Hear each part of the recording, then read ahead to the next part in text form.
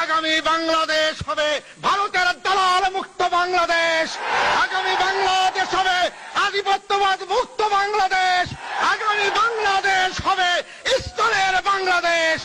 নবনির্বাচিত আমির মতিউর রহমান নিজামী নতুন কোনো নাম নয়, অথচ আজকে তাকে জামায়াতের আমির নির্বাচন ঘোষণা করার পর থেকেই চিহ্নিত একটি মহল 30 বছরের বস্তা বচা রাজাকার গালির মাধ্যমে একদিকে যেমন তার নেতৃত্বকে বিতর্কিত করার চেষ্টা করা হচ্ছে, অপরদিকে বাংলাদেশকে রাজাকার মুক্ত আড়ালে ইসলাম মুক্ত, ইসলাম নির্মূল করার যে ষড়যন্ত্র চলছে, আজকের এই সুধী সমাবেশ থেকে স্পষ্টভাবে বলে দিতে চাই, জামায়াত ইসলামী বাংলাদেশ শয়তানি শক্তিকে উৎখাত করে আল্লাহর দ্বীন প্রতিষ্ঠার যে জিহাদ এবং সংগ্রাম শুরু করেছে।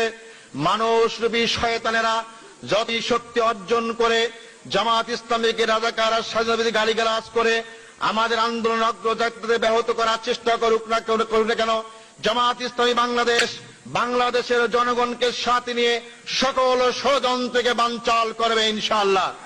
সংগ্রামী ভাই বন্ধুগণ, রাজাকার মুক্ত বাংলাদেশ গড়ার নাম নিয়ে বাংলাদেশের জমিন থেকে ইসলামকে উৎখাত করা যাবে না। ইসলামের শিকড় বাংলাদেশের মাটির গভীরে পতিত রয়েছে। এই শিকড়কে উৎখাত করা যারাই চেষ্টা করবেন তারাই উৎখাত হয়ে যাবেন। ইসলাম দিন দিনে বৃদ্ধি পাবে, হাঁটি হাঁটি পা পা করে 41 সাল থেকে এই উপমহাদেশে জামাত ইসলামের যজ্ঞযাত্রা শুরু হয়েছে। একবিংশ শতাব্দীতে শুধু আজকে উপমহাদেশেই নয়, পৃথিবীর যেখানেই যাবেন সেখানে ইসলামী আন্দোলন আজকে শক্তিশালী আত্মপ্রকাশ করেছে। আমার দৃঢ় বিশ্বাস হয়েছে চলমান একবিংশ শতাব্দী আবেগের বশবর্তী হয়ে নয়, বাস্তবতার কারণেই পৃথিবীর দেশে দেশে ইসলাম একটি বিজয়ী শক্তি হিসাবে আত্মপ্রকাশ করবে ইনশাআল্লাহ। কোন শক্তি নাই তাকে উৎখাত করার জন্য।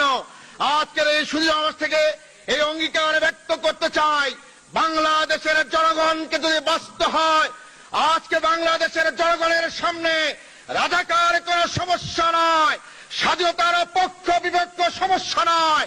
বাংলাদেশের সমস্যা কুশিক্ষা, অশিক্ষা, আজকে বেকারত্ব, জুলুম, নির্যাতন, হত্যা, ধর্ষণ। আর এর জন্যই দায়ী যারা এই দেশ শাসন করেছেন, এর জন্যই দায়ী মানুষরূপী শয়তান যারা দেশকে শোষণ করে অর্থের পাহাড় গড়েছেন।